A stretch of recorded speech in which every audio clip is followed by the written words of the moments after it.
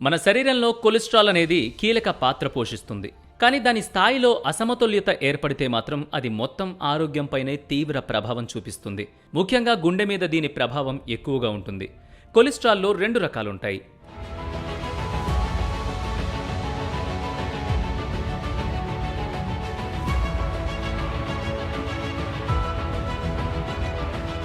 ఒకటి HDL cholesterol. ఈ HDL కొలెస్ట్రాల్ని మంచి కొలెస్ట్రాల్గా పరిగణిస్తారు. ఎందుకంటే ఇది రక్త ప్రవాహం నుంచి చెడు కొలెస్ట్రాల్ని తొలగించడానికి, దాన్ని కాలేయానికి తీసుకువెళ్తుంది. హెచ్డిఎల్ కొలెస్ట్రాల్ అధిక స్థాయిలు గుండె జబ్బుల ప్రమాదాన్ని తగ్గిస్తాయి. 60 mgdl లేదా అంతకంటే ఎక్కువ హెచ్డిఎల్ కొలెస్ట్రాల్ స్థాయిలు ఉంటే గుండె ఆరోగ్యానికి మంచిది. ఇక రెండవది ఎల్డిఎల్ కొలెస్ట్రాల్. దీన్ని చెడు కొలెస్ట్రాల్గా పరిగణిస్తారు. ఈ కొలెస్ట్రాల్ ధమనుల్లో పేరుకుపోతే అది అథెరోస్క్లెరోసిస్కు దారితీసి గుండె జబ్బుల ప్రమాదాన్ని పెంచుతుంది. 100 mgdl కంటే తక్కువ ఎల్డిఎల్ కొలెస్ట్రాల్ స్థాయిలు ఉండడం ఆరోగ్యానికి మంచిది. దీనికంటే ఎక్కువ ఉంటే మాత్రం చెడు కొలెస్ట్రాల్ కరిగించేందుకు ప్రయత్నించాలి. లేదంటే అది గుండె మీద తీవ్ర ప్రభావం చూపిస్తుంది.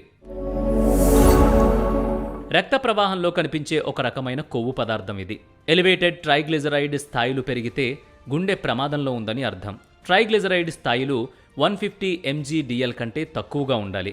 ఇది 200 mgdl కంటే ఎక్కువ ఉండడం మంచిది కాదు. ట్రైగ్లిజరైడ్ స్థాయిలు ఆహారం, శారీరక శ్రమ, మద్యపానం, అంతర్లీన ఆరోగ్య పరిస్థితుల వంటి కారణాల వల్ల ప్రభావితమవుతాయి.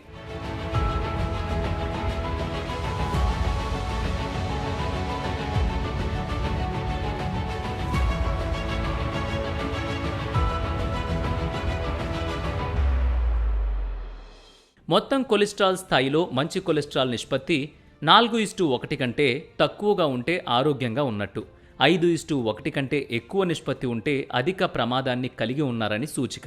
కొలెస్ట్రాల్ స్థాయిలు కుటుంబ చరిత్ర, ధూమపానం, రక్తపోటు, మధుమేహం వంటి ఇతర ప్రమాదకారకాల బట్టి పరిగణలోకి తీసుకుంటారు. కొలెస్ట్రాల్ స్థాయిలని తగ్గించుకునేందుకు జీవనశైలిలో మార్పులు చేసుకోవాలి. పండ్లు, కూరగాయలు, తృణధాన్యాలు, లీన్ ప్రోటీన్ తీసుకుంటే మంచిది. శారీరక శ్రమలో పాల్గొనడం, ఆరోగ్యకరమైన బరువు నిర్వహణ, ధూమపానం, మద్యపానం చేయకపోవడం మంచిది.